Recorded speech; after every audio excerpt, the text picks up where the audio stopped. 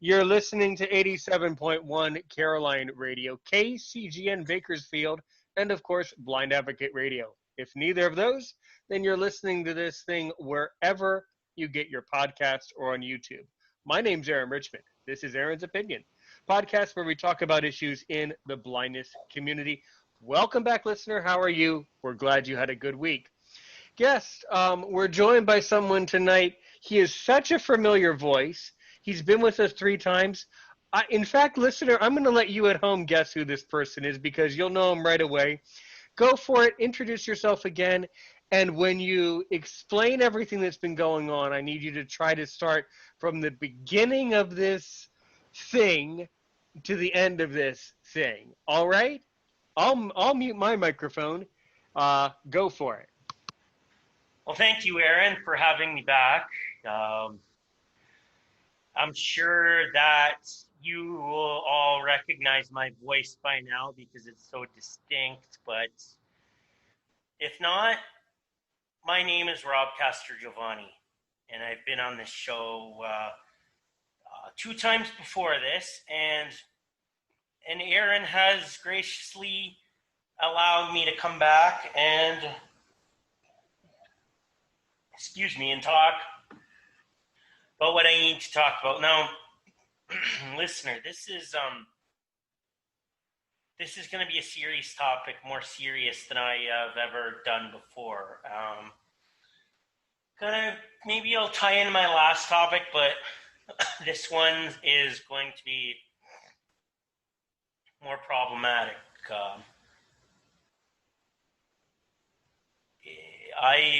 Recently, I started a blog page called Rob Castrogiovanni's Musical Lemons, where I pick apart a musician from the London music scene that I don't like, and there was 2 that I did that retaliated, one of them being a man named Stuart. I have to name drop because I feel that I don't have to use last names, but I feel that the story will be a little more productive if I at least first names and few first names because I've talked. Anyway, this Stuart guy I've known, he's a fellow musician. I met him when he was doing an open mic at a pub in London, Ontario, where I am.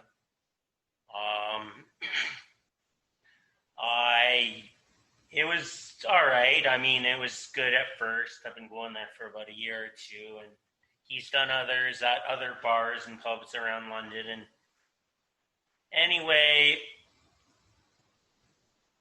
he's this type of guy that do as I say, not as I do. And if you know me, listener, you know that I cannot stand that attitude. You might know that of me, you might not. But anyway, so I decided to take one of his songs and do a review on it.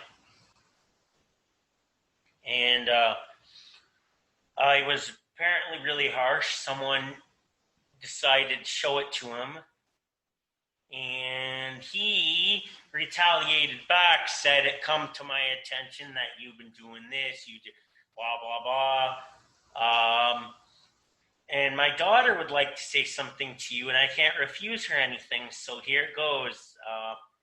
LMFAO, this, that, it was his daughter started digging her heels into me, so to speak. I said something very degrading, sent Stu over the edge.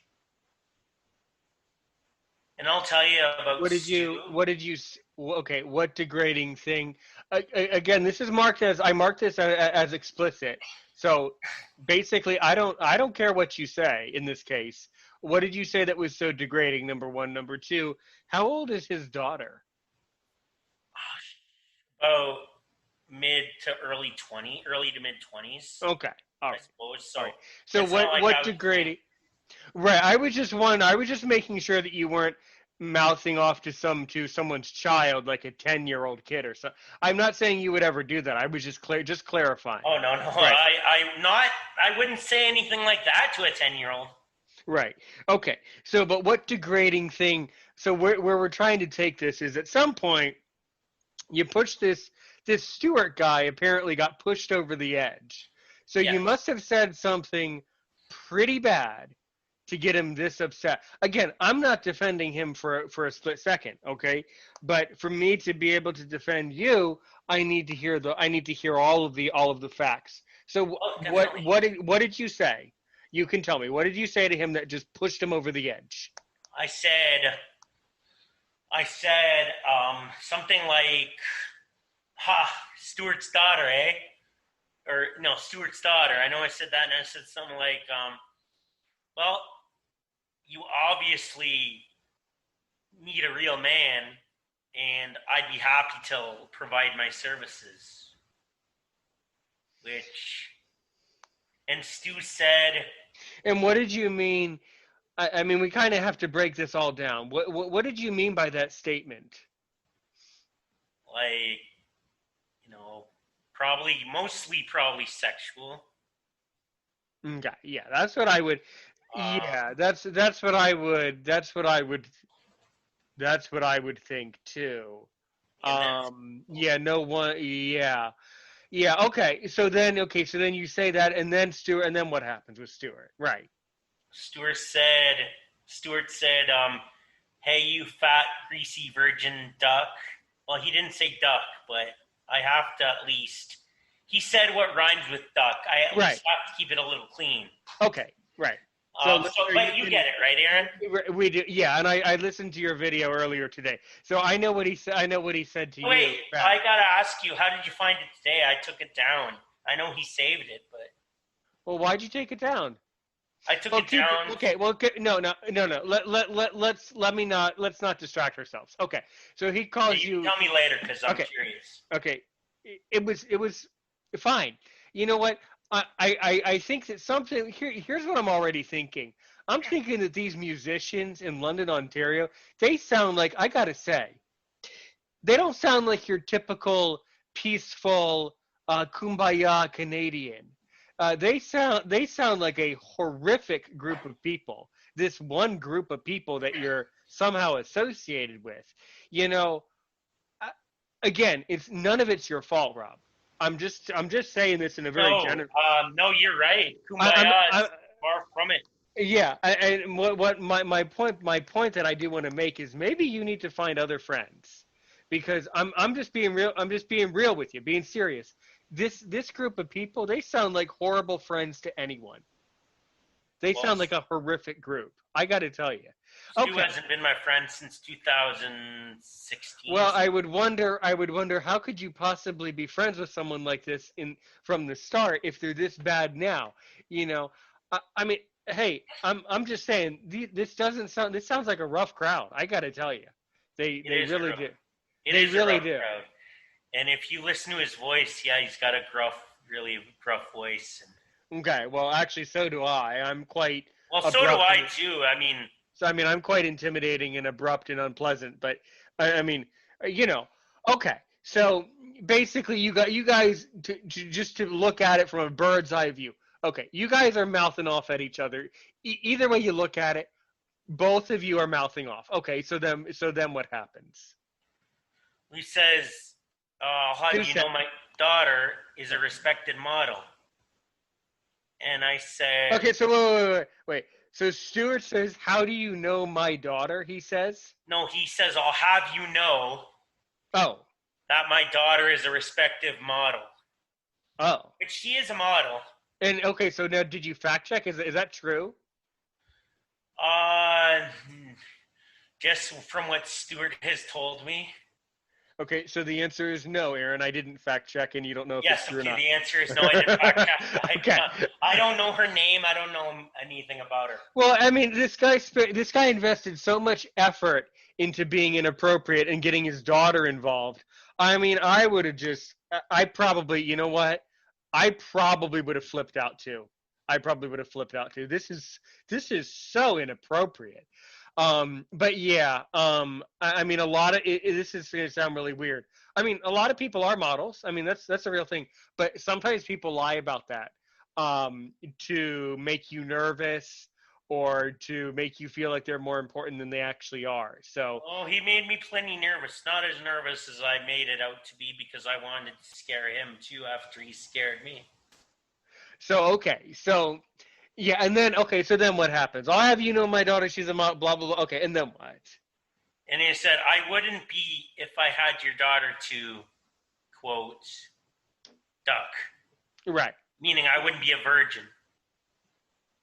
But Right. can I just back up? Whatever Please I do. think about Stuart, he is a good father.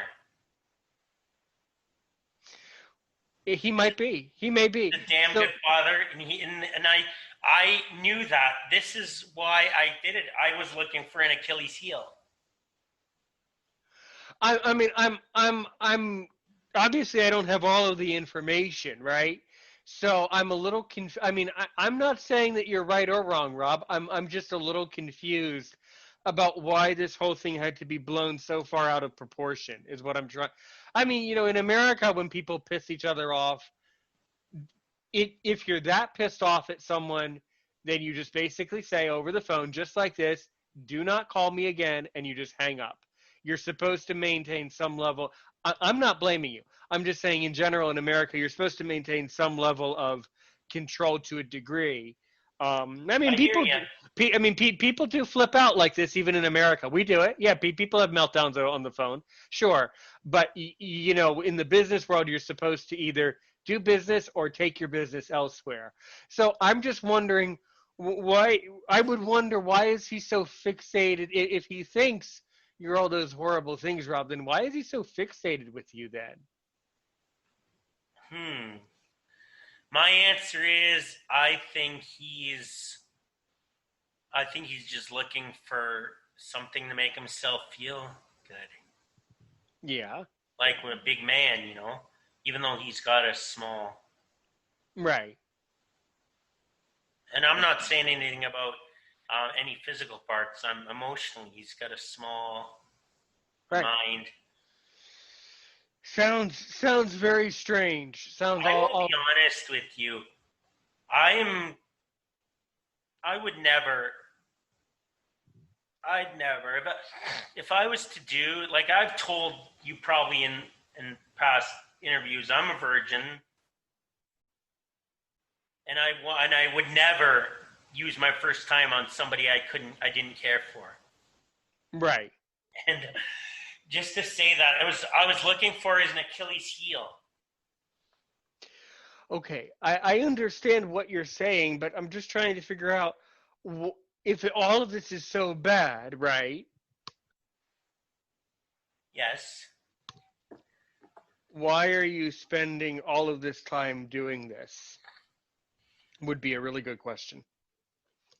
And my answer is I let things get to my head, I guess. Yeah. No, not I guess, because I guess is kind of half-assed. And I'm Right. not half-assed. So then what happened after all of this? I think there's more to this story. There's a lot more. Well then keep going. Then another woman named Dawn Gibson got involved. And she's the one who got me. Oops, sorry. Dawn got involved. Well, whatever, you heard it. And she started saying that, blah, blah, Stuart's a friend. I warned you about your so-called. She's the girl that got us kicked out of Gibraltar. I mentioned her. And she threatened, if you think that was bad, she threatened to have me institutionalized. Well, that's not even possible. No, So, I know. She's living in the Stone Age, but she told me she wanted to silence me permanently, which is not possible, right? no, it isn't. Unless, and I thought, you don't know what was going through my head. I thought she wanted to do me in. And I think this woman is mentally unstable. Very. I think a lot of these, I got to